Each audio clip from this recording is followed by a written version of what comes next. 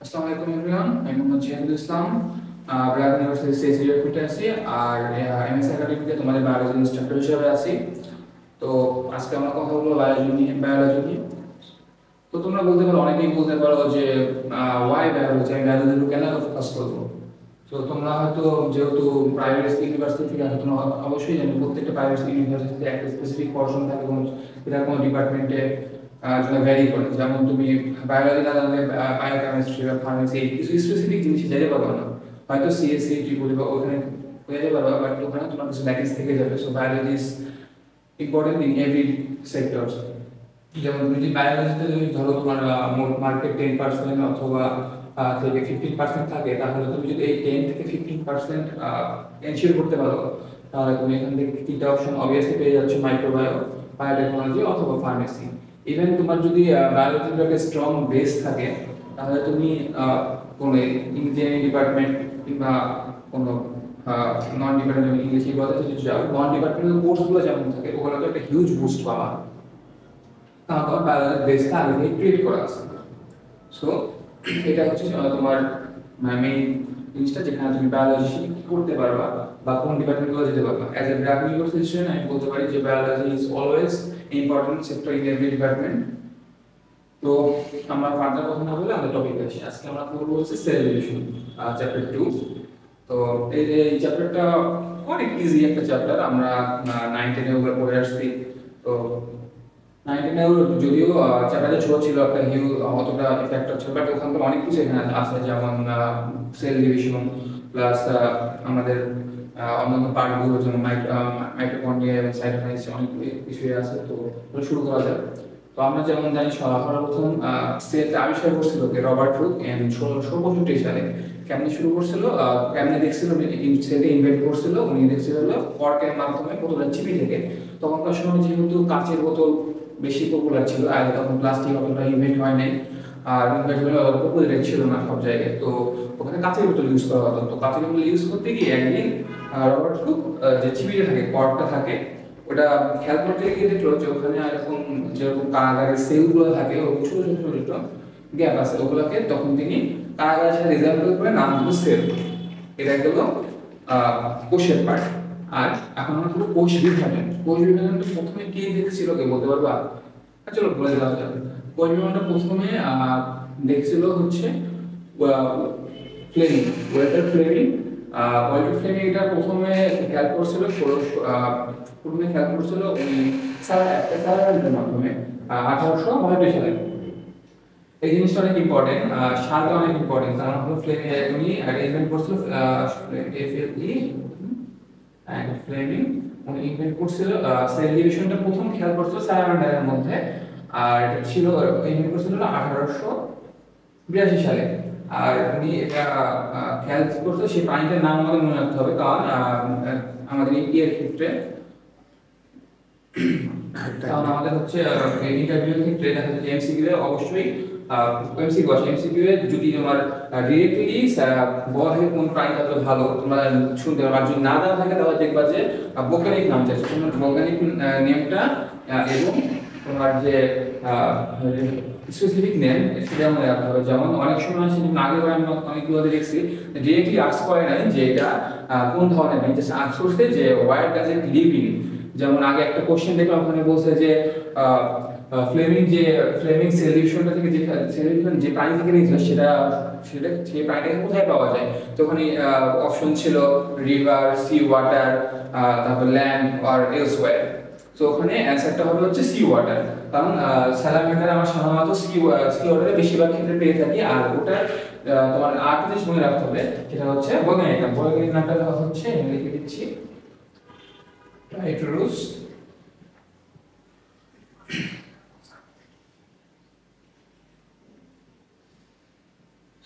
তো বৈজ্ঞানিক নামটা তোমার হচ্ছে যে ফ্লেমিং এর নামের সাথে সাথে তোমার সাল এবং ওই প্রাণীটা, স্যালামান্ডারের প্রাণীটা বৈজ্ঞানিক নামটা অনেক বেশি ইম্পর্টেন্ট। স্পেসিফিক্যালি এর বানানটা, তুমি উচ্চারণ কি করবে সেটা ডাজন্ট ম্যাটার, বাট তোমাকে ইনশিওর করতে হবে তুমি বানানটা যেন ভালো লিখতে পারো, বাট ইনশিওর করতে হবে। কারণ অনেক সময় হয় কি, হয়তো তোমার এখানে দেওয়া আছে টুরুস, আমি নিজে মিস্টেক করছি, ট্রাইটুরুস, টিইউআরইউএস। এখানে ইউ এর জায়গায় একটা এ দিয়ে দিয়েছে, তারপর এখন T R I T U R U S, তখন তুমি হয়ে যাবে কি কনফিউজ হয়ে যাবে যে এটা নাকি এটা। সো স্পেলিংটা ভালোভাবে মেইনটেইন করতে হবে, মনে রাখতে হবে। এটা গেল হচ্ছে আমার সেল ডিভিশন কিভাবে ইনভাইট হলো সেটার ব্যাপারটা। এখন আসি হচ্ছে সেল ডিভিশনের মধ্যে আসবো আমরা। এখন আমরা ঢুকবো হলো সেল ডিভিশনে। সেল ডিভিশনের ক্ষেত্রে আমরা কি দেখি, সেল ডিভিশনের ক্ষেত্রে তিনটা একটা ছোট ছোট একটা বাচ্চা থাকে, সেটা র্যাপিডলি বড় হতে থাকে, তাই না? এটা র্যাপিডলি বড় হওয়ার মধ্যে একটা প্রসেস আছে, তার বডি প্রত্যেকটা অর্গান বড় হচ্ছে। তো সেখানে অবভিয়াসলি কিছু ফ্যাক্টর আছে। আর একটা মানুষকে বড় হওয়ার ক্ষেত্রে সবচেয়ে বেশি আমি যদি মনে করি কোনো ফ্যাক্টর থাকে সেটা হচ্ছে সেল ডিভিশন। কারণ সেল ডিভাইড না হলে তোমার মানে যে বডি মাস বলো কিংবা বডির আকার সেগুলো বৃদ্ধি হবে না। সো প্রত্যেকটা সেলই একটা স্পেসিফিক দিন পর্যন্ত বাড়তে পারে। মানে একটা সেল তার আজীবন পর্যন্ত তো বড় হবে না, একটা সেল তার নির্দিষ্ট এজ পর্যন্ত বড় হবে, যে 10 বছর 5 বছর। এই জন্য আমাদের নর্মালি দেখি যে একটা বাচ্চা 15 বছর 16 বছর পর পরই পর দেখা যায় একটা স্পেসিফিক গ্রোথে যায়, আটকে যায় বা স্টেবল হয়, তারপরে আর বাড়তেছে না। যেমন বৃদ্ধ বয়সে বৃদ্ধ বয়সে কিন্তু একটা মানুষের গ্রোথ হয় না, তখন আর মানুষটা নরম হয়। তো এটাই হচ্ছে যে ডিফারেন্সটা। আমি এটাই বলতে চাচ্ছিলাম যে একটা সেলে একটা নির্দিষ্ট লেভেলে গিয়ে সেলটা ডিভাইড হয় না, ও স্টেবল হয়ে যায়। তো আমাদের সেল ডিভিশনের ক্ষেত্রে তিন ধরনের সেল ডিভিশন, অ্যামাইটোসিস, মাইটোসিস আর মিয়োসিস। তিনটাই ইকুয়ালি ইম্পর্টেন্ট ফর আস। এখন আমার কথা হলো অ্যামাইটোসিস। এখন আপনাদের বলে নেই, আমাদের সেল ডিভিশন হচ্ছে দুই রকমের, একটা হচ্ছে সাইটোকাইনেসিস আর একটা হলো ক্যারিওকাইনেসিস। এখন সাইটোকাইনেসিস তুমি বলতে পারো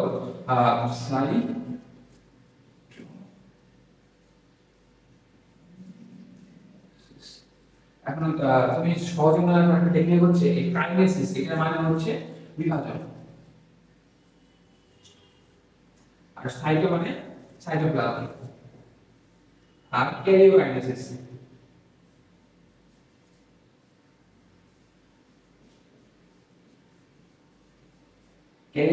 বুঝতে পারতেছো?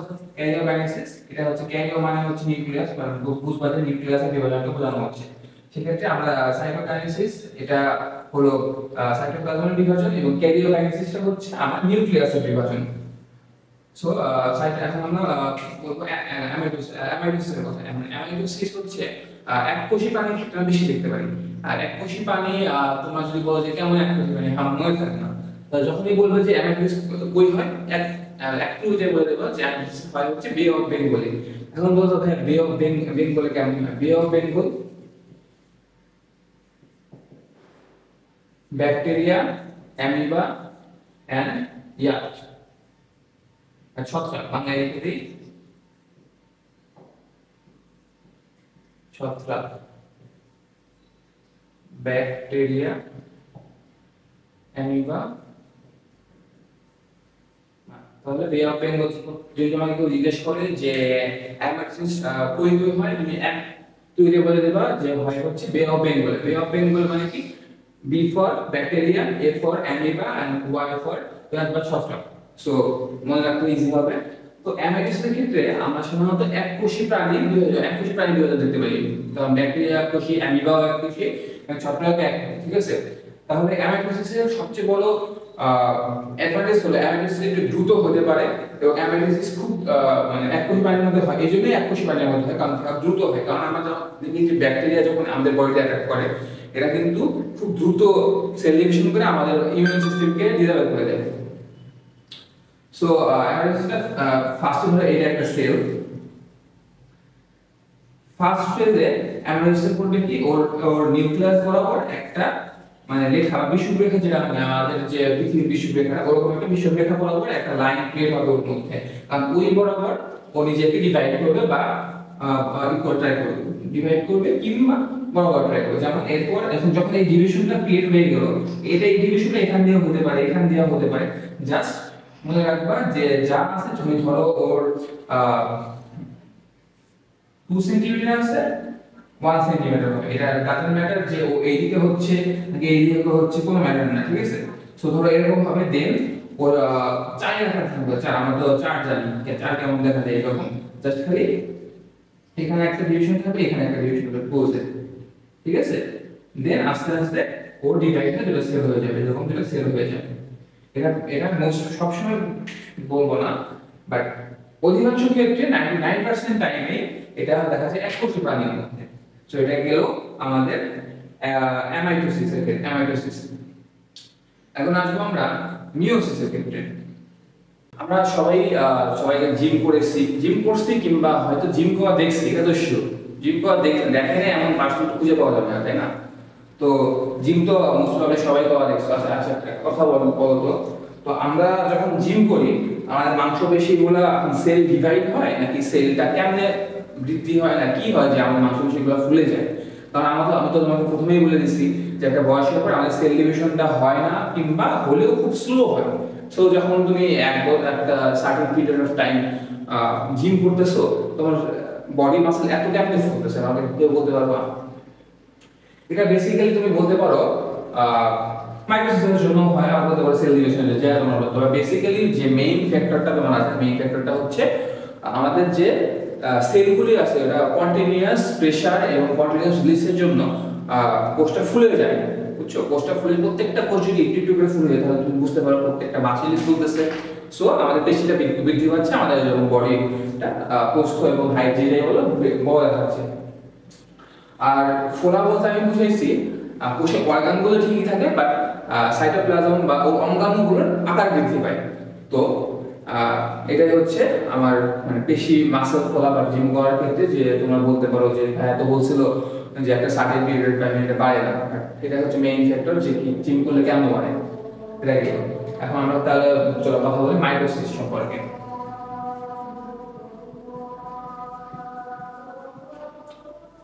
আচ্ছা, তো তোমাদের যেটা বললাম দেহ বৃদ্ধি, অ্যামাইটোসিস তো আমি বলেছি যে এককোষী প্রাণীর জন্য। এককোষী প্রাণী, এখন মানুষ তো এককোষী প্রাণী, এত বড় প্রাণী, একটা বড় বিল্ডিং যেমন একটা ইট দিয়ে হয় না, তেমন এত বড় মানুষও তো একটা ইট দিয়ে হয় না। আমাদের প্রত্যেকটা বডি পার্টস একটা ডিফারেন্ট অর্গান, প্রত্যেকটার কাজ ভিন্ন, প্রত্যেকটা সেলও তেমন ভিন্ন, তাই না? তো আমাদের মিলিয়ন অফ সেলস আছে আমাদের বডিতে। তো এই সেলস গুলা বৃদ্ধি কিংবা কোন সেলটা মারা যাবে, কোন সেলটা মারা গেলে কোন সেলটা তাদের স্থান দখল করবে, এই সবগুলোই হচ্ছে মাইটোসিস। সব মাইটোসিসের মাধ্যমে হয়ে থাকে। যেমন আমরা সেখান থেকে বলতে পারি মাইটোসিস মূলত হয় কোথায়? দেহকোষে। দেহকোষে সবচেয়ে বেশি হয়। আর আমাদের যে বৃদ্ধি বলতে পারো, আমাদের যে দৈহিক বৃদ্ধি আর যে বৃদ্ধিটা তোমরা আশেপাশ থেকে দেখতে পাও, মানে তোমার মূল চোখে ভিজিবল হয়, এটা হচ্ছে বেসিক্যালি এই মাইটোসিসের জন্যই। ঠিক আছে?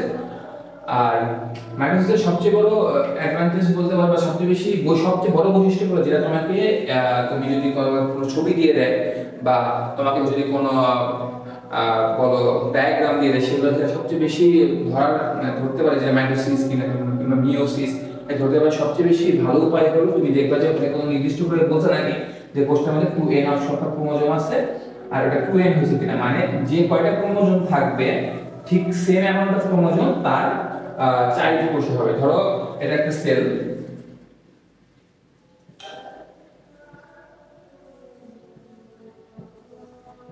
এটা ক্রোমোজোম সংখ্যা হচ্ছে 2n। ঠিক আছে? ক্রোমোজোম সংখ্যা 2n, এখান থেকে দুটো সেল হয়েছে, এটার এক্সাক্ট ক্রোমোজোম সংখ্যা এই দুটো পর্যায়ে আছে। এর ডটার সেল আছে, এখানেও হবে 2n 2n। এখানে যে কোষ থেকে এই দুইটা কোষ আসছে তাকে বলবো আমরা ডটার সেল বা ডটার সেল, আর এটাকে বলবো মাদার সেল।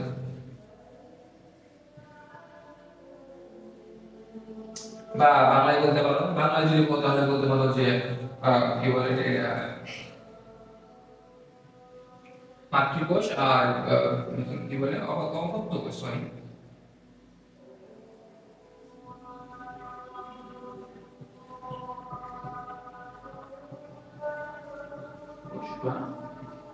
Daughter cell. ঠিক আছে? তো এটা তুমি এখন বলতে পারো ভাইয়া 2n 2n কেন হবে, এখন 2n কেন n হলো না? আচ্ছা, 2n থেকে n হবে এটা অন্য ক্ষেত্রে, লিস্টের ক্ষেত্রে, কিন্তু তুমি বলতে পারো যে এখানে কেন হলো না। এখন তুমি একটা জিনিস ভাবো, তোমার বডিতে এখানে তোমার হাত, এখানে ধরো তোমার বৃদ্ধি হয়, হাতের বৃদ্ধি হয়, বয়স বেশি হয়ে গেছে। এখন তোমার যদি এখানকার এই জায়গায় ক্রোমোজোম 2n আছে, তোমার সেকেন্ড কোষটা যদি n হয় তাহলে তার লেন্থটা কি আগের থেকে অর্ধেক হয়ে গেল না? তাহলে তোমার হাতটা কি সেই অনুপাতে বাড়বে যে মানে তোমার বয়স অনুপাতে যতটা বাড়া উচিত ছিল? অবশ্যই বাড়বে না, তাই না? তো যে অ্যামাউন্ট অফ ক্রোমোজোম বা যে অ্যামাউন্ট অফ অর্গান তোমার হবে ঠিক এক্সাক্ট তার রেপ্লিকা আসবে তোমার টোটাল সেলটাতে। এটা হচ্ছে মিয়োসিস। আর আরেকটা জিনিস তোমাদের সবচেয়ে বেশি মানে গুলিয়ে যাওয়ার জন্য, সেটা হচ্ছে মাইটোসিস আর মিয়োসিসের মধ্যে তোমরা ডিফারেন্স বলতে পারো না কিংবা নির্ণয় করতে পারো না যে কোনটা মাইটোসিস কোনটা মিয়োসিস। এখন আজ থেকে 1 বছর কিংবা 2 বছর আগে হয়তো কোনো এক প্রাইভেট ইউনিভার্সিটিতে কোশ্চেন করতেছিলাম, ওখানে দেওয়া ছিল জননাঙ্গের কোষ যে বিভাজনটা হয় বা কোষ ডিভিশনটা হয় সেটা কোথায়, এটা কোনটা হয়, অ্যামাইটোসিস, মাইটোসিস, মিয়োসিস। এখন যেই সবাই দেখছে যে কি জননাঙ্গ, জননাঙ্গ, ঠিক আছে, যেই জননাঙ্গ এই ওয়ার্ডটা শুনছে চোখ বন্ধ হয়ে সবাই কি দিছে মিয়োসিস, কি দিছে মিয়োসিস। যখন জিজ্ঞেস করা তোমরা কেমন হচ্ছে এটা, বলছে ভাইয়া আপনি স্যার আপনি তো বলছেন জনন জনন জনন কোষ। আরে ভাই জনন কোষ না জনন অঙ্গ, ঠিক আছে। তোমার জনন অঙ্গ অবশ্যই তোমার দেহের একটা পার্ট। আমাদের মেইন টপিকটা কি ছিল, মাইটোসিস। এটা কোথায় হয় আমি প্রথমেই বলে দিয়েছি, এটা হচ্ছে দেহ কোষে হয়, মানে দেহের যে কোনো পার্টে, দেহের যে কোনো পার্টে বা জননাঙ্গ হতে পারে, অন্য কোথাও হতে পারে। মিয়োসিসটা কোথায় হবে, জাস্ট খালি শুক্রাণু এবং ডিম্বাণু, শুক্রাণু এবং ডিম্বাণু। আর মাইটোসিসটা কই হবে,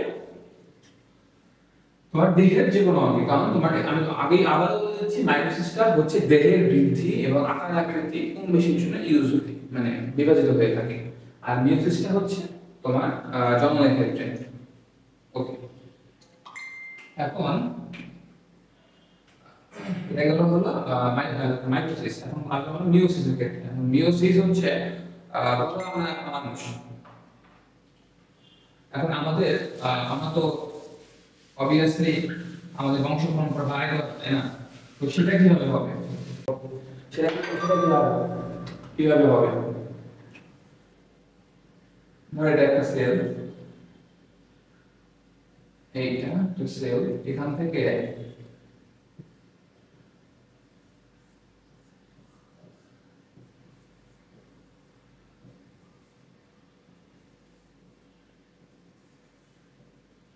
চার জোড়া আমার সেল উৎপন্ন হতেছে বা জন্মগ্রহণ করছে। তাহলে আমরা কি বলবো, এটা হচ্ছে মাদার সেল বা মাতৃ কোষ বা মাদার সেল আর ডটার সেল, ঠিক আছে। তাহলে আমরা কি বলছিলাম আগেটাতে, মাইটোসিস কি বলছিলাম, মাইটোসিস কি ছিল আমার, যে মাদার সেলটা মাদার সেল ঠিক রেপ্লিকা হবে তার কি, তার হচ্ছে ডটার সেল, তাই না? তো ধরো এটা যদি 2n হয়, আমাদের কি ছিল, এটাও 2n হবে। কিন্তু একটা জিনিস দেখো, আমাদের ওখানে কিন্তু কয়টা হচ্ছে, একটা সেল থেকে অনলি 2টা ডটার সেল আসছিল। এখানে কি তাই হচ্ছে, তাই নাই, চারটা আসছে। সো এখানে কি হবে, এইখানে জাস্ট নাম্বার অফ অর্গান বলতে পারো, নাম্বার অফ ক্রোমোজোম বলতে পারো, এটা ডিভাইড হয়ে যাবে। যেমন 2n হবে, 2n থাকলে n হয়ে যাবে প্রত্যেকটা, ঠিক আছে। এখন তুমি এখন বলতে পারো যে আচ্ছা ঠিক আছে ভাই, এখানে 2n না, এখানে আমি 3n দেব। একটা কোশ্চেন ছিল, আমি দেখলাম ইস্ট ওয়েস্টে বা কোন একটা কোশ্চেন ছিল আসলে 2-3 বছর আগে, ওই জায়গায় 3n দেওয়া ছিল। 3n দাও বলছিল যে মিয়োসিসের ক্ষেত্রে ডটার সেলগুলোতে ক্রোমোজোম সংখ্যা বা অর্গান সংখ্যাটা কেমন হবে, ঠিক আছে। তো ওখানে অনেকেই দেখলাম যে অপশন ছিল কয়েকটা, বাট একটা অপশন ছিল যে নট পসিবল, ঠিক আছে। নট পসিবল কেন, ধরো এখানে 2n আছে, তুমি এখানে n দিতে পারছো, তখন 3n থাকবে, তখন তুমি কি করবে, 1/3 দিবা। এত বেসিক ক্যালকুলেশন, এটা ম্যাথ না, যে হিউম্যান বডি বা হিউম্যান সেল যেটাই বলো তুমি, এখানে তোমার একটা কোষের এক ভাগ নিয়ে একটা কোষ হবে না, তাই না? একটা কোষ হওয়ার জন্য প্রপার প্রত্যেকটা অর্গান থাকতে হবে, যেখানে কোষের পার্টস যেমন মাইটোকন্ড্রিয়া বলো, নিউক্লিয়াস বলো, সবকিছু থাকতে হবে, তাই না? তো একটা কোষের ক্ষেত্রে যেমন সবকিছু থাকা ইম্পর্টেন্ট, সেক্ষেত্রে 3n থেকে 3n অর্থাৎ ধরুন ক্রোমোজোম 3n, সেই 3n থেকে কোনোভাবেই n মানে n সংখ্যা পসিবল না, তাহলে 1/3 হবে, মানে 1/4 ভাগের 1 ভাগ নিয়ে কত হবে। সো প্রত্যেকটা ক্ষেত্রে লজিক্যাল থিঙ্ক করবা যে আমি যে একটা জিনিস এখানে কোশ্চেনটা দেওয়া আছে, এটা কি আদৌ পসিবল নাকি পসিবল না। একটা কোষ কি তার 3 ভাগের 1 ভাগ অর্গান নিয়ে অপারেট করতে পারবে কি পারবে না। ওকে, এটা ছিল আমার মিয়োসিস। এখন আসি কিছু, এখন তোমরা অনেকেই জানো যে মাইটোকন্ড্রিয়া কর্নিয়া আর ক্রোমোজোম সম্পর্কে। এখন অনেকে মাইটোকন্ড্রিয়া শুনে বলবা যে power house of cells, power house of body, আর ক্রোমোজোম শুনে বলবা যে বংশবৃদ্ধির ধারক। ঠিক আছে, কথা ঠিক আছে। এমসিকিউ দেওয়া থাকে, অবভিয়াসলি চেক করবা তোমাকে মাইটোকন্ড্রিয়া কি বলছে, কোন কোষের ক্ষেত্রে বলছে। এটা হতে পারে অ্যামাইটোসিস, এটা হতে পারে মাইটোসিস অথবা মিয়োসিস। তুমি আগে ভালো মতো খেয়াল করে দেখবা যেটা মাইটোসিসের ক্ষেত্রে বলছে না মিয়োসিসের ক্ষেত্রে বলছে না ক্রোমোজোমের ক্ষেত্রে বলছে। ক্রোমোজোম তো আলাদা একটা পার্ট, বাট মাইটোসিসের ক্ষেত্রে দেখো। ঠিক আছে, আর সেকেন্ডলি একটা জিনিস দেখবা, সেটা হচ্ছে যে এটা আমাদের যখন মিয়োসিস ডিম্বক এবং হচ্ছে শুক্রাণুর ক্ষেত্রে হয়ে থাকে মিয়োসিস। এখন সেটা হচ্ছে কোন কোন প্রাণীর জন্য বলছে, এটা only for human the higher species or the amoeba or the amoeba বা অন্য কোনো প্রাণীর ক্ষেত্রে। আর একটা শর্টকাট তোমাদের বলে দিয়েছি, যেটা হচ্ছে অ্যামাইটোসিসের ক্ষেত্রে বে অফ বেঙ্গল। যদি তোমাকে কোনো জায়গায় বলে যে হোয়াই হুইচ স্পিসিস স্পেশালি বলে, তুমি খাজাস খাই দেখবা এটা ব্যাকটেরিয়া, মানে যে কোনো ব্যাকটেরিয়া হতে পারে। তোমাকে দুনিয়ার যে কোনো ব্যাকটেরিয়া দেখ, ধরো করোনার ব্যাকটেরিয়া দিল বা অন্য কোনো ব্যাকটেরিয়া দিল, তুমি দেখবা যে এটা ব্যাকটেরিয়া কেন, ওর নামের সামনে ব্যাকটেরিয়া দেওয়া আছে কেন, তাহলে এটা ধরে নেব এটা অ্যামাইটোসিস। অ্যামিবা এটা বলতে হবে না, অ্যামিবা। আর ওয়াইতে ইয়াক বা ছত্রাক। ছত্রাক বিভিন্ন প্রকারের ছত্রাক হতে পারে। আমরা যেমন অন্য সেক্টরে পড়ে দেখছি যে উদ্ভিদে অনেক ধরনের ছত্রাক থাকে। তো এই ছত্রাকগুলা অনেক ছত্রাক হতে পারে, জাস্ট খালি মেকচিওর করে ছত্রাক, তাহলে এটা অ্যামিবার ক্ষেত্রে যাবে। আচ্ছা, এখন আসি যে আমি বলছিলাম যে মাইটোসিসের ক্ষেত্রে সব জায়গায় সেল ডিভিশন হয়। এখন আমাদের বডির বিভিন্ন জায়গায় সেল ডিভিশন হয়। এখন তুমি বলতে পারো যে আচ্ছা ভাইয়া, সেল ডিভিশন সব জায়গায় হয় না। যেমন উদ্ভিদের যে আমাদের উদ্ভিদের পুরো ছালটা বলো বা উদ্ভিদের যে কোষটা বলো, ওটা তো বিভাজিত হয় না, তাহলে কেমনে? তো কিছু কিছু জায়গায় আমাদের বলছে মাইটোসিস হয় না। কেমন কোন কোন জায়গায়? এটা বলতে পারো যে নার্ভ সেলগুলা, মানুষের যে নার্ভ সেলগুলো আছে বা স্নায়ু,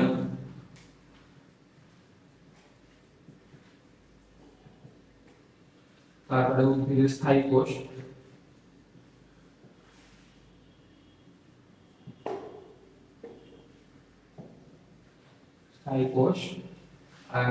আর বলতে পারো যে আমাদের দেহ কি বলে পেশি কোষ বলতে পারো।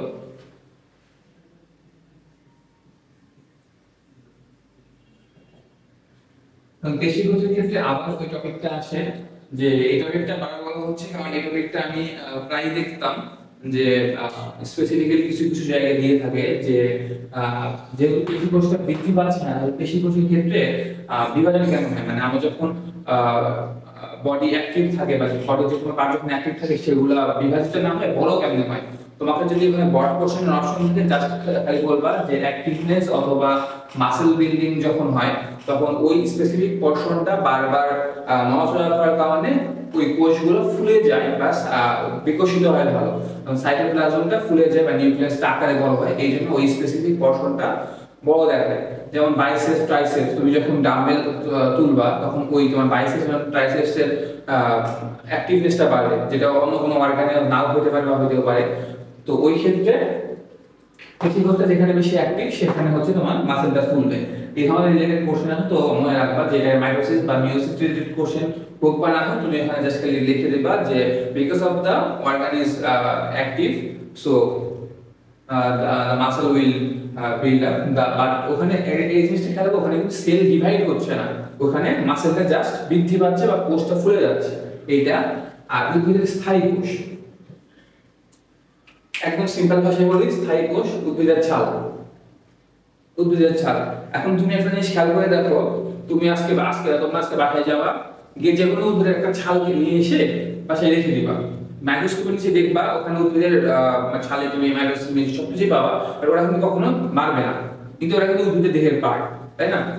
তো আমরা কোন জায়গায় দেখবো না, পেশি কোষগুলো, স্থায়ী কোষগুলো আর নার্ভ সেল। আচ্ছা, নার্ভ সেল বা স্নায়ু, ধরো আমাদের মাথার কথায় ধরা গেল, আমাদের মস্তিষ্ক তো একটা পর্যায়ে গিয়ে তার গ্রোথটা থেমে যাবে, বা মানে বুদ্ধিমত্তা অবশ্যই ইমপ্রুভ করতে পারে, বাট তার যে ইনার বিল্ড বা ভিতরে যে নার্ভ সেলগুলো স্নায়ুগুলো, ওগুলা যদি র্যাপিডলি গ্রো হতে পারে, আমাদের মাথার কঙ্কাল তো বাড়তেছে না, তাই না? সো নার্ভটাও একটা পর্যায়ে গিয়ে স্টপ হয়ে যাবে, ওটা কখনোই বাড়বে না, স্নায়ুকোষটা কখনোই বাড়বে না। তো এটা হচ্ছে এই তিনটা জিনিস অবভিয়াসলি খেয়াল রাখো। এখন কথা বলতে চলো কোষ বিভাজন নিয়ে। কোষ বিভাজনের ক্ষেত্রে আমরা প্রথমে কি বলছিলাম, সাইটোকাইনেসিস আর ক্যারিওকাইনেসিস। এখানে সাইটোকাইনেসিস ছিল হচ্ছে তোমার সাইটোপ্লাজমের বিভাজন, আর ক্যারিওকাইনেসিস ছিল হচ্ছে নিউক্লিয়াসের বিভাজন। এখানে নিউক্লিয়াস বলতে আমরা কি বলি? নিউক্লিয়াস বলতে আমরা বেসিক্যালি যে একদম নরমালি আমরা যেটা 9 যা পড়ছি, যে একটা কোষের মাথা, একটা কোষ কিভাবে বিভাজিত হবে, ক্রোমোজোমগুলো কিভাবে কিরকম হবে, সবকিছু কোষ থেকে আসে, নিউক্লিয়াস থেকে আসে। আর সাইটোপ্লাজমের মধ্যে কি কি থাকে, যেমন মাইটোকন্ড্রিয়া, তারপরে হচ্ছে রাইবোসোম, গোলজি বস্তু, এগুলো থাকে, তাই না? এখন আমাদের কাছে বলার টপিক সাইটোপ্লাজমীয় অঙ্গাণুগুলো একটু পরে দেখতেছি, আমরা আগে দেখবো হচ্ছে ক্যারিওকাইনেসিস। ক্যারিওকাইনেসিস নিউক্লিয়াসের বিভাজন। এখন নিউক্লিয়াসের ক্ষেত্রে আমরা এখন যদি বলি মাইটোকাইনেসিস, মাইটোসিস, মাইটোসিসের বিভাজনটা কেমন হয়? আমরা এখন যা বললাম, ধরো 2n থাকে, 2n থেকে 2n হয়, তাই না? একটা কোষ 2n থেকে 2n হয়, 2n থেকে আমার হচ্ছে 2n, মানে হচ্ছে প্রত্যেকটা মাদার সেল থাকে, যে মাদার সেলটা একদম এক্সাক্ট রেপ্লিকা হবে, ঠিক আছে? কিন্তু আর এরা ছিল আমাদের মাইটোসিস, মাইটোসিস। বাট আমার কি এই সেম জিনিসটা জন্মকোষের জন্য হবে? হবে না। জন্মকোষের জন্য কি লাগবে আমার? মিয়োসিস। তাই মিয়োসিসটা কেমন হবে? ধর 2n আছে, ঠিক আছে?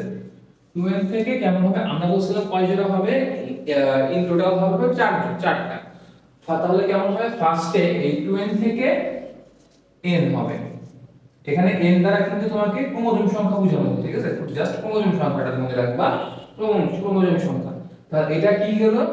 এই যে আমার 2n থেকে n হলো, এখানে ধরো তোমার যদি ধরো সে 10টা ক্রোমোজোম আছে, যদিও আমরা হয়তো বলতে পারবো না 10টা ক্রোমোজোম আছে, এখান থেকে তাহলে কত হবে? 5টা, এখানে 5টা, 5টা হলো। এটা থাকবে হচ্ছে আমার একদম মিয়োসিসের ফার্স্ট ফেজ। তাহলে মিয়োসিস 1 বলবো আমরা এটাকে। এটা কি বলবো? মিয়োসিস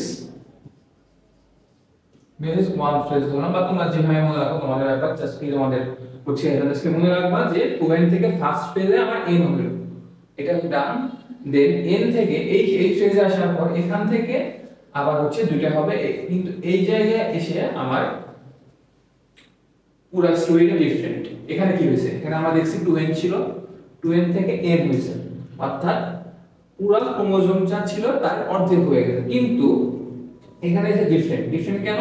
এখানে তাহলে এখানে ধরো 5টা আছে, ঠিক আছে? 5টা আছে, তাহলে আমার হিসাব অনুযায়ী কি হওয়ার কথা? এখানে 5টা থেকে 2.5, অর্থাৎ ক্রোমোজোম সংখ্যা হলো তার অর্ধেক হয়ে যাবে, নিতে হবে না। তোমাদের কি বলা হয়েছিল? এটা ম্যাথ না, হিউম্যান বডি সেলের কথা বলা হচ্ছে। তো এখানে নরমালি যে আমরা ম্যাথ দিই সেটা লজিক ওয়ার্ক করবে না। সো 5টা আছে, এখানে এসে 5টা হবে। এটা রিজনটা বলতেছি, এটা রিজনটাও তোমাকে বলা হচ্ছে। তার এখানে 5, এখানে ধরো এখানে 5টা আসলো, ঠিক আছে? এখন তুমি এইখানে যে ক্রোমোজোম ছিল এখানে তার অর্ধেক হয়েছে, আর এখানে যা ছিল তার অর্ধেক এখানে হয়েছে। এখন এখানে ক্রোমোজোম সংখ্যা আর এই ক্রোমোজোম সংখ্যা কিন্তু সেম। তাহলে আমরা কি বলতে পারি? আমরা কোন কোষ বিভাজনের ক্ষেত্রে ক্রোমোজোমটা একদম সেম ছিল? মনে করে দেখো, তোমাকে যদি বলা হয় যে অ্যামাইটোসিসের ক্ষেত্রে কি ছিল? অ্যামাইটোসিস কেমনে থাকবে? ওখানে তো তোমার এককোষী প্রাণীর ক্ষেত্রে, কিন্তু এককোষী মানুষ কি এককোষী প্রাণী? ভেবে দেখো, মানুষ তো এককোষী প্রাণী না। তাহলে আমার হাতে কি থাকে? তাহলে মাইটোসিস আর মিয়োসিস। মিয়োসিস তো অলরেডি মিয়োসিস হচ্ছে, তাহলে তোমাদের কথা মতো এখানে হওয়ার কথা। কিন্তু মিয়োসিসের মধ্যে আমরা এসে দেখলাম যে প্রথম ফেজে আমার ঠিক আছে, মিয়োসিসের রুল ফলো করতেছে, এখানে 2n থেকে n হয়েছে, ক্রোমোজোম সংখ্যা অর্ধেক হয়েছে, সবকিছুই একদম পারফেক্ট। বাট এই জায়গায় এসে দেখলাম এই জায়গায় n থেকে জাস্ট ওটা রেপ্লিকা হয়ে গেল। যে মাদার সেল, ধরো এটা ধরলাম মাদার 1, ঠিক আছে? এটা ডটার 1। তো মাদার থেকে যখন ডটার হলো, তখন এইখানে কিন্তু মিয়োসিসের রুলটা ফলো করলো। তাহলে এখানে ক্রোমোজোম সংখ্যা 5 হয়ে গেছে, অলরেডি 10 থেকে 5 হয়েছে। বাট এটা যখন মাদার সেল হলো, এইটাই যখন আমার মাদার সেল হলো, তখন মাদার 1 থেকে যখন আসলো তখন দেখো তো এরা যে ডটার, এই ডটারটার বৈশিষ্ট্য বা ক্যারেক্টারিস্টিক্স বা এর যে ভিতরে ক্রোমোজোম গুলো এটা এক্স্যাক্টলি তার মাদারের সেম না, এক্স্যাক্টলি মাদারের সেম। তাহলে এটা আমরা কোন কোষ বিভাজনের ক্ষেত্রে এটা আমরা দেখছিলাম? এটা দেখছিলাম আমরা মাইটোসিসের ক্ষেত্রে। দেখো তো মাইটোসিসের ক্ষেত্রে দেখলাম না, প্রথমে দেখলাম আমরা কি বলা হয়েছে, এক্স্যাক্ট তার মাদারের রেপ্লিকা হবে। এখানে এক্স্যাক্ট মাদারের রেপ্লিকা হয় নাই, রেপ্লিকাই হয়েছে। তার মানে কি বললাম যে আমরা মিয়োসিসের ক্ষেত্রে মিয়োসিস ফেজ 1 এ এটা মিয়োসিস ফলো করে, বাট এটা যখনই মিয়োসিস এখানে যখন মিয়োসিস ফেজ 2 আসবে তখনই এই মিয়োসিসটা আর মিয়োসিসের রুলটা ফলো না হয় তখন কি ফলো করবে? মাইটোসিস।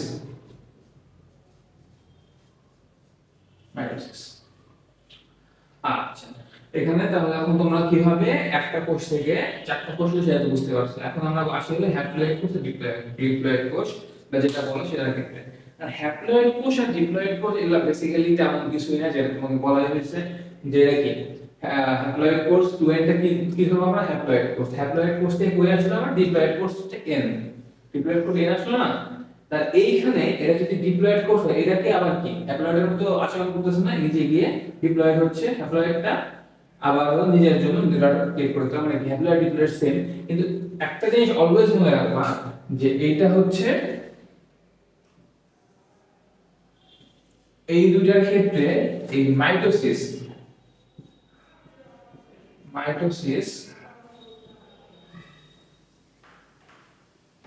অলওয়েজ ভাবে তোমার হচ্ছে দেহকোষ, বাট এটা তোমার হচ্ছে মিয়োসিসের ফেজ 2 তেও হতে পারে, মিয়োসিসের ফেজ 2 তেও হতে পারে। আর মাইটোসিসটা মিয়োসিসের ফেজ 2 তে হতে পারে। আর মাইটোসিসটা অনলি প্রথম ফেজ, মানে প্রথম যখন ডটার সেলটা ক্রিয়েট হবে তখনই এটা হচ্ছে আমরা অ্যাপ্লাই করব। মানে ডটার সেলটা মাদার সেল থেকে half of the element carry করবে। বাট তুমি একটা জিনিস খেয়াল করে দেখো, যখন এই কোষটা থেকে এই কোষটা হচ্ছে এটার মানে এটার বৈশিষ্ট্য কিন্তু প্রায় সেম। এইটার বৈশিষ্ট্য আর এটার বৈশিষ্ট্য তুমি বলো এটা সেম। কারণ কি এই যে এন সংখ্যক দিয়ে ক্রিয়েট হয়েছে, এই এন সংখ্যকটা তার যে আলটিমেট ডটার যেটা আছে এটার কিন্তু ক্যারেক্টারিস্টিক সেম, ক্রোমোজোম সংখ্যা সেম হবে। মানে মানে এই যে ডটার 1 এর সেলটা ডটার 2 আর ডটার 3, ঠিক আছে? এই ডটার 1 আর ডটার 3 এর ক্রোমোজোম সংখ্যা কিন্তু সেম হবে।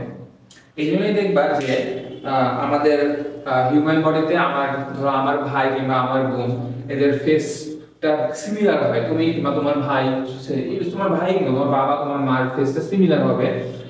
তোমার ইন্টার জেনারেশনে কিছু না কিছু জিনিস কমন থাকে, কারণ তোমার দাদা বলো কিংবা তোমার নানা বলো, তার কিছু জিনিস তুমি মানে কি ক্যারি করে নিয়ে আসো তোমাদের সেই জন্ম থেকে। যেমন 2n, এখানে ধরো তোমার দাদার কালো চুল কিংবা কোনো একটা স্পেসিফিক পর্শনে কোনো একটা কিছু ছিল, সেটা ধরো তোমার পরবর্তী জেনারেশনে তার হাফটা ক্যারি হচ্ছে, তার এভাবে ক্যারি হতে হতে তোমার পর্যন্ত চলে আসে। সো এই মিয়োসিস বিভাজনের জন্যই তোমার বেসিক্যালি পুরা লাইফ সাইকেল বলো বা পুরা যে আমাদের বংশবৃদ্ধি এটার ক্যারেক্টারিস্টিক্স গুলো টোটালি ক্যারি হয়ে থাকে। এখন আসি আমরা ক্যারিওকাইনেসিস বা একটু ডিফারেন্ট সেক্টরে যে আমরা এখন মানে আমরা যেটা বলা হলো যে ব্রেন, সেলের ব্রেন একটা নিউক্লিয়াসের যে বিভাজনটা ক্যারিওকাইনেসিস, পুরো বিভাজন এখন আমরা দেখব। আচ্ছা, আমরা তাহলে কি জানি? প্রত্যেকটা কোষের নিউক্লিয়াসের বিভাজনের ক্ষেত্রে তিনটা ফেজ হয়। তিনটা ফেজের ক্ষেত্রে আমরা হলো সাইটোকাইনেসিসটা পড়ে একদম ইজি চ্যাপ্টার, তোমরা পড়ে নিতে পারবে। বাট আমরা যে মেইন চ্যাপ্টারটা যখন ক্রোমোজোমটা ডিভাইড হচ্ছে, কিভাবে হচ্ছে আমাদের ক্যারিওকাইনেসিসটা ক্যারি হচ্ছে ক্রোমোজোমটার ক্ষেত্রে, জাস্ট ক্রোমোজোমটা কিরকম সেক্টরে মনে যাচ্ছে। আমরা অ্যামাইটোসিসের ক্ষেত্রে কেমন করছিলাম, ধরো এটা হলো অ্যামাইটোসিসের ক্ষেত্রে,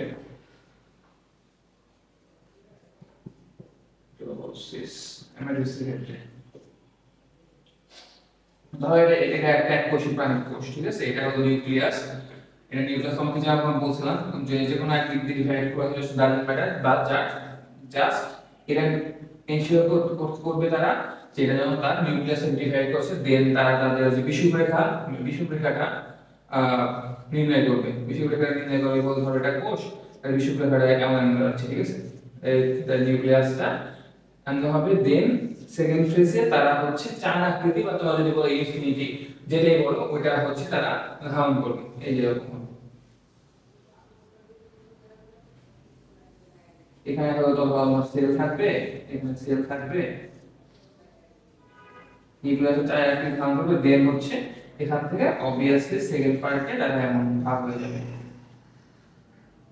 প্রথম ক্ষেত্রে নিউক্লিয়াসটা অ্যামাইলোসের ক্ষেত্রে কোনায় থাকবে। দেন একদম ফাইনাল ফেজে গিয়ে দুটো ইন্ডিভিজুয়াল সেল হিসেবে নিজেদেরকে রিপ্রেজেন্ট করবে, ঠিক আছে। এখানে তোমাকে দেখো পুরো একটা কোষের বিভাজন দেখতে পারো কয়টা ফেজে 1 2 3 4 এন্ড ফাইনাল ফেজ। মানে চারটা ফেজের মাধ্যমে পুরো তোমরা একটা পুরো এককোষী প্রাণী বা একটা ব্যাকটেরিয়া এটা বলো, যেমন যে এটা যদি একটা ব্যাকটেরিয়া হয় ধরো এটা সেল বা তুমি এটা মাপা বলতে পারো, এটা হচ্ছে কোষ বিভাজন দেখে ফেললাম, ঠিক আছে, এটা কোষ বিভাজন দেখে ফেললাম। এখন আমাদের কোষে আমাদের মানে উচ্চ শ্রেণীর প্রাণী যেমন মানুষ কিংবা মানে স্তন্যপায়ী যে মানুষগুলো আছে প্রাণীগুলো আছে তাদের সেল ডিভিশনটা কেমনে হয় বা মাইটোসিসটা কেমনে বোঝে কেমনে হয়।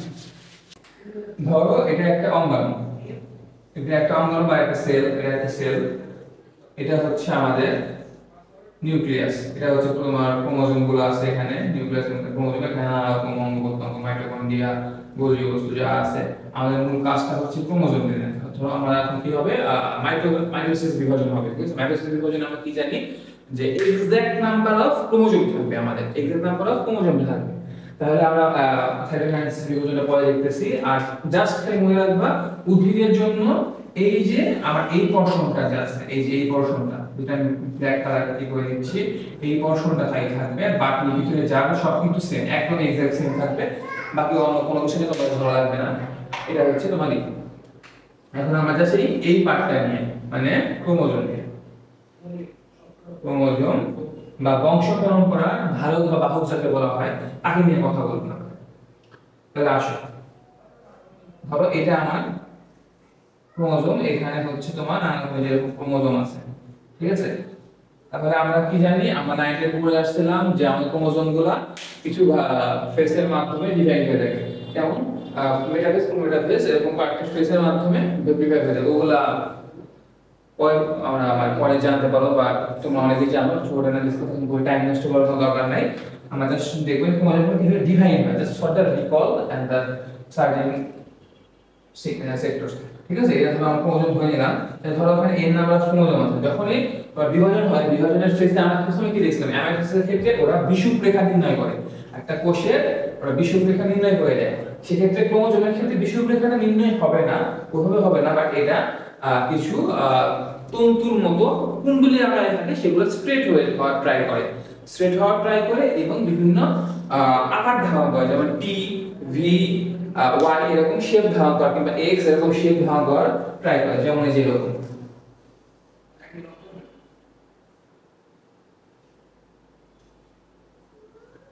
দেখো শেপ ধারণ করার ট্রাই করে। এটা হচ্ছে প্রথম ফেজ গেল। প্রথম ফেজটার পরে তোমরা যখন দেখো ক্রোমোজোমগুলো শেপ ধারণ করার ট্রাই করছে, তখন এর সেকেন্ড কাজটা কি, এরা নিজেদের মধ্যে এখন ভাগ হওয়ার ট্রাই করবে, বাট সেটার জন্য তো আমার এক্সাক্ট একটা পয়েন্ট লাগবে। ধরো তুমি আমরা অ্যামিবার ক্ষেত্রে কি দেখলাম, পুরো সেলটা ডিভাইড হচ্ছে না, সেলটা ডিভাইড হলে ধরো এখানে একটু cell half of the cell, এখানে half of the cell, but ক্রোমোজোমের ক্ষেত্রে তুমি যদি এইটুকু ডিভাইড করো, তুমি কি তোমার বংশ পরম্পরা সবকিছু পাচ্ছো? ধরো এই পুরোটা যদি 100% হয়ে থাকে, তাহলে তুমি এখান থেকে ডিভাইড হয়ে গেল, তুমি 100% পাচ্ছ, 25% পাচ্ছ বা 30% 30% পাচ্ছ, ঠিক আছে। তোমার কি তোমার একদম মিডল বরাবর তোমার প্রত্যেকটা ক্রোমোজোমকে ডিভাইড করে তার কিগুলো এবার বৈশিষ্ট্যগুলো তোমাকে ক্যারি করতে হবে, তাহলে তোমার নেক্সট জেনারেশন সেই বৈশিষ্ট্যগুলো পাবে না। ধরো তোমার চুল কালো হচ্ছে, তোমার ভাইয়ের চুল কালো নাও হতে পারে, তার চুল নাও থাকতে পারে, কালো হতে পারে। সো তোমাকে এর এক্সাক্ট সেম পয়েন্ট দিতে হবে, অ্যামিবার মতো ক্রোমোজোম বলতে গেলে ওই যে ডিভাইড হচ্ছে সেটা এখানে অনেক হিউজ ম্যাটার করে। যখন তন্তুগুলো ক্রিয়েট হবে তন্তুগুলো ক্রিয়েট হওয়ার পরে তখন কি হবে, যেই সার্টেন পয়েন্টটা নির্ধারণ করা হয়েছে সেই বরাবর তারা মুভ করার ট্রাই করবে। তখন এক্স এর একটা পার্ট ভি শেপে চলে যাবে, একটা পার্ট এভাবে ভি শেপে চলে আসবে, আগের গুলো যেমন আছে এমন যাবে, দেখো আমরা কি বলছিলাম, নিউক্লিয়াসের মধ্যে কি ভাসমান সাইটোপ্লাজম বা জেলিনে কিছু বস্তু থাকে, তাই না? তো জেলিনে যে বস্তু থাকে তাহলে কি বলে নিউক্লিওপ্লাজম। তো নিউক্লিওপ্লাজমগুলো কি করবে, নিউক্লিওপ্লাজমগুলো কিছু জিনিস এসে এখান দিয়ে একটা সার্টেন পর্দার মতো তৈরি করার ট্রাই করবে। কি করে পর্দার মতো এরকম তৈরি করার ট্রাই করবে, যখন এই পর্দাগুলো ক্রিয়েট হয়ে যাবে দেন থার্ড বা ফোর্থ ফেজে গিয়ে এই পর্দাগুলো শক্ত হবে এবং এই জায়গায় যে দেখতেছো এই জায়গাটা এখানে ডিভাইড হওয়া শুরু হবে। ডিভাইড হওয়া শুরু হয়ে যে এমন করে তোমার একটা সেল ক্রিয়েট হলো, এমন করে আরেকটা সেল ক্রিয়েট হলো, ঠিক আছে? এই ফেজগুলোর মধ্যে গিয়ে একদম ফাইনাল ফেজে হবে কি, ফাইনাল ফেজে গিয়ে তোমার এইটা একটা ক্রোমোজোম, এই যে এক্স ধরো এরকম,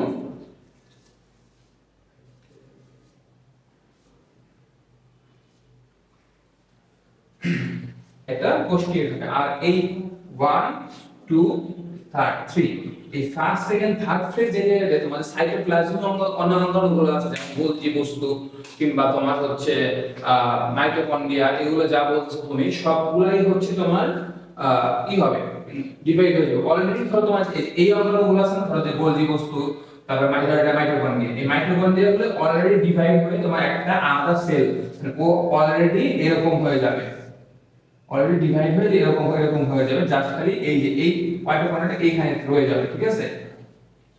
তো জাস্ট এরকম এই থার্ড ফেজ এরকম হয়ে যাবে, দেন ফাইনাল ফেজে গিয়ে হবে কি, ওটা একটা নির্দিষ্ট নিজেকে সেল হিসাবে দাবি করবে, ও নির্দিষ্ট সেল হিসাবে নিজেকে দাবি করবে। দেন ডান তোমার কি বলে মাইটোসিসের তোমার ফেজ ডান, ঠিক আছে? মাইটোসিস ফেজ ডান। তাহলে কি, ধরো তুমি এইটুকু জায়গার মধ্যে, ধর আগে কি ছিল, তোমার এইটুকু জায়গার মধ্যে একটা কোষ ছিল, আর ওইটাকে তুমি ডিভাইড করে এত বড় একটা কোষ বিল্ড করে, তাহলে তোমার আলটিমেটলি তোমার কোষের এইগুলো সাইজ গুলো বেড়ে যাচ্ছে, তোমার দেহের সাইজ বেড়ে যাচ্ছে। এভাবে মানুষ কি তাদের দেহের সাইজ বাড়ে, অর্গান সাইজ বাড়ে, হাড় বিল্ড আপ হয়। বাট এখানে একটা ফানি জিনিস আছে, তোমরা জাস্ট এই জিনিসটা দেখো, দেখো ফানি জিনিসটা কি।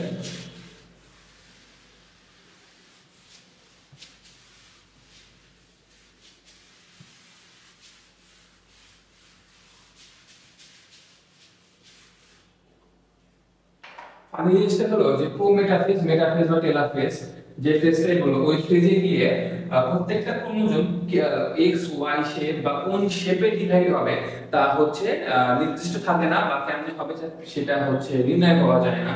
তো অনেক ক্রোমোজোম দেখা যায় এক্স শেপ হয়ে গেছে, যেখানে হলো তোমার এখান থেকে ডিভাইড হচ্ছে, বা একটা ওয়াই শেপ হয়ে গেছে যেটা এখান থেকে ডিভাইড হচ্ছে। তো এক্স শেপের ক্ষেত্রে কি হয়, এই যে এখানে একটা ভি হচ্ছে, এখানে একটা ভি হচ্ছে। কিন্তু ওয়াই শেপের ক্ষেত্রে দেখো কি হচ্ছে, ওয়াই শেপের ক্ষেত্রে তুমি একটা ভি শেপ পাচ্ছ, আর এখানে কিন্তু একটা সিঙ্গেল রো হয়ে গেছে। সো এইটাই হলো তোমার ফেজ বলো কিংবা তোমার হচ্ছে কোনো অর্গান বলো, সেটা হচ্ছে ডাইভার্সিটিটা ক্রিয়েট করে। ধরো তোমার কানটা একটু তোমার আবার ছোট হবে,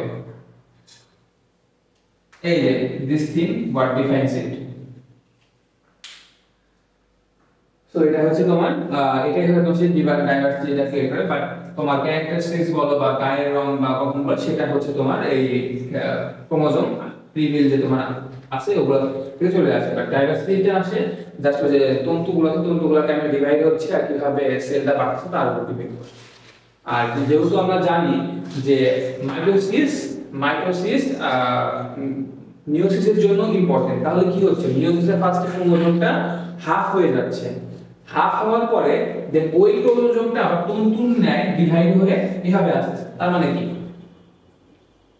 একবার হাফ হচ্ছে দেন আবার ওটা ডিভাইড হয়ে কোন পর্যায়ে আসবে এটা তুমি নির্ণয় করতে পারছো না। সো তোমার অ্যানসেস্টর বা তোমার হচ্ছে দাদা কেমন ছিল এটা তুমি দেখলা, বাট তোমার ছেলে কেমন হবে সেটা তুমি নির্ণয় করতে পারবে না, কারণ প্রথমে মিয়োসিসে আসবে, দেন মিয়োসিসের মধ্যে মাইটোসিস হবে, দেন ডিম্বাণু এবং হ্যাপ্লয়েড কোষের মাধ্যমে তোমার আপকামিং জেনারেশন আসতেছে।